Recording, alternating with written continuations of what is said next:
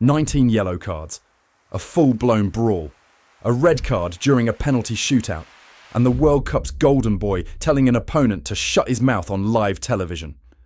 All of this unfolded on December 9th, 2022, in what would become the most chaotic 120 minutes football has ever seen. The quarterfinal between Argentina and the Netherlands at the 2022 World Cup.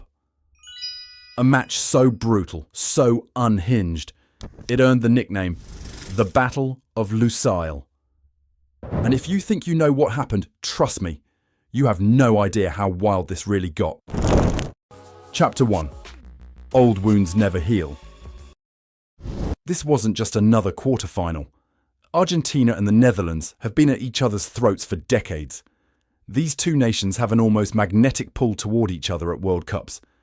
They met in the group stage in 1974, the final in 78, quarterfinals in 98, group stage again in 2006, semi-finals in 2014.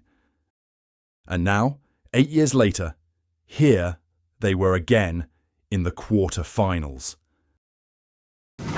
But the real poison in this rivalry, the 1978 final, hosted in Argentina, surrounded by allegations of political interference and favouritism that supposedly helped the hosts all tournament long. Argentina won 3-1, denying the Netherlands their first ever World Cup trophy. The Dutch have never forgotten, never forgiven. Fast forward to 2014. The semi-final went to penalties, and Argentina knocked them out again. The man in charge of the Netherlands that day, Louis van Gaal. He retired in 2019, bitter and done with football. But in 2022, at 71 years old, Van Gaal came out of retirement for one last dance, one last shot at redemption, and deep down he wanted Argentina. The Netherlands arrived at the quarterfinal unbeaten, 19 games without a loss. Meanwhile, Argentina had stumbled out of the gates, losing their opening match to Saudi Arabia in one of the World Cup's biggest ever upsets.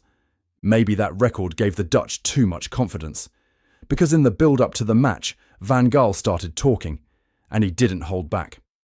"We have a score to settle with Argentina," he said. Fair enough. But then he went further.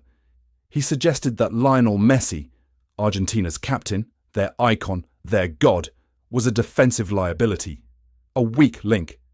In Argentina, you can criticize the president, you can criticize the economy, but you do not disrespect Messi. The Argentines made a mental note. This would not be forgotten. Chapter 2. The calm before the storm. The referee for this powder keg? Mateu Lahoz, the Spanish official known for his theatrical style and his love of reaching for cards. If ever there was a match built for chaos, this was it. The first half started calmly enough. Both teams probing, testing, staying disciplined. In the 10th minute, Messi found Acuna with a pass, but the cross into the box found nobody. Minutes later, Steven Bergwijn got a chance, but Emiliano Martinez came out quickly to smother it. For 30 minutes, it was tense, but controlled. The kind of chess match you'd expect from two tactically astute sides. Then, in the 35th minute, Messi decided enough was enough. He dropped deep, received the ball, and threaded a pass so perfect, so surgically precise, it sliced through the entire Dutch defence like it wasn't even there.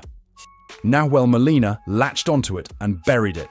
1-0 Argentina. One of the greatest assists in World Cup history. Vintage Messi. But at this point, the match was still relatively calm. Only one yellow card so far, and that went to Argentina's assistant coach, Walter Samuel, for protesting from the bench. How could this possibly be the most violent match in football history? Well, hold that thought.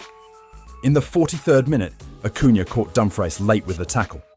Jurrien Timber didn't like it. He shoved Acuna to the ground. Yellow card. 3 minutes later, Cristian Romero blatantly handled the ball. Another yellow. Then Wout Weghorst, sitting on the bench and not even playing yet, somehow managed to get himself booked for dissent. The Dutch fans must have been furious. What a pointless card. Little did they know, Weghorst was saving up something special. In just 5 minutes, the match had gone from 42 minutes without a booking to 4 yellow cards flying around like confetti. The volcano was rumbling. 1 second. Before we get into the moment, Messi absolutely lost it and sparked a full-blown war. Hit subscribe. We're diving deep into World Cup history and everything building toward 2026.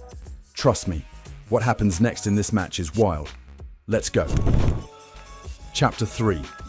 Messi pokes the bear. The second half began with the Netherlands desperate. They pressed higher, tackled harder, and you could feel the temperature rising. In the 71st minute, Dumfries clipped Acuna just inside the box. Penalty. Weghorst pointed to the spot without hesitation. Messi stepped up, cool as ice. 2-0 Argentina. But it wasn't the goal that mattered. It was what came next. After celebrating with his teammates, Messi walked toward the Dutch bench, stopped, and cupped his ears in Van Gaal's direction. The message was clear. I'm listening. What were you saying about me being a weak link? It was a tribute to Juan Román Riquelme, one of Messi's heroes, who had done the same celebration toward Van Gaal years earlier when the Dutch coach refused to play him at Barcelona. Messi wasn't just celebrating. He was setting a score that wasn't even his. And Van Gaal, he didn't flinch. He made a substitution. Off came Memphis Depay. On came the 6'6" giant, Wout Weghorst. The Dutch game plan became brutally simple. Abandon possession, forget build-up play, just launch crosses into the box for the big man. Did it work? Absolutely! Just 5 minutes after coming on, Weghorst rose above everyone and powered home a header. 2-1. Game on. The stadium erupted. Suddenly, the Netherlands had life. And Argentina, they started to panic. Chapter 4. Chaos unleashed. In the 88th minute, with Argentina clinging to their lead, Leandro Paredes committed a foul near the sideline.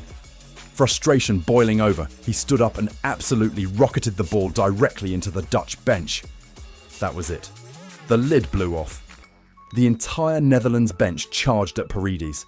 Players sprinted in from all angles. Coaches screamed. A full brawl broke out, maybe the biggest we've ever seen in a World Cup match. The bodies everywhere, shoving, shouting, chaos. Weghorst somehow restored order, but the cards kept coming. Paredes, yellow. Scaloni, the Argentina coach, yellow from the bench. 10 minutes of stoppage time were added. Everyone watching knew this match still had more to give. And in the 101st minute, deep into added time, the Netherlands won a free kick right on the edge of the box. Last chance. Everyone expected a shot. Instead, Koopmeiners played a genius low pass that fooled the entire Argentine wall. The ball rolled to Weghorst, who slotted it home. 2 against 2. Lusail erupted. One of the greatest free kick routines in World Cup history, delivered in the dying seconds of a match that had already given us everything. Weghorst, the man booked on the bench, had just dragged the Netherlands level with 2 goals in 18 minutes. We were going to extra time, and the violence, it was coming with us. Chapter 5. Penalties and a red card. Extra time was cagey. Both sides were exhausted, terrified of making a mistake. Enzo Fernandez hit the post for Argentina. Di Maria nearly scored from a corner. But neither team could find the breakthrough.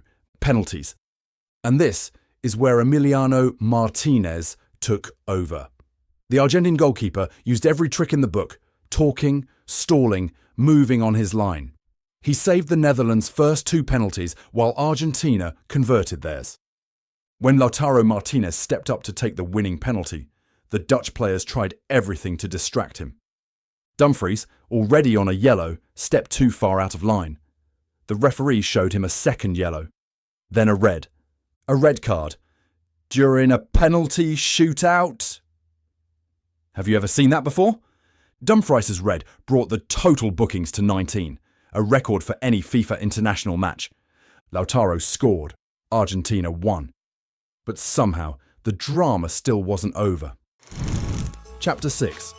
The aftermath. After the final penalty, Otamendi cupped his ears toward the Dutch players. mimicking Messi's earlier celebration. Emotions spilled over everywhere. Then, during his post-match interview, Messi spotted Weghorst standing nearby, staring at him. And Messi snapped, "Que mirás, Bobo? What are you looking at, fool?" It went viral instantly. Memes flooded the internet. The moment became iconic.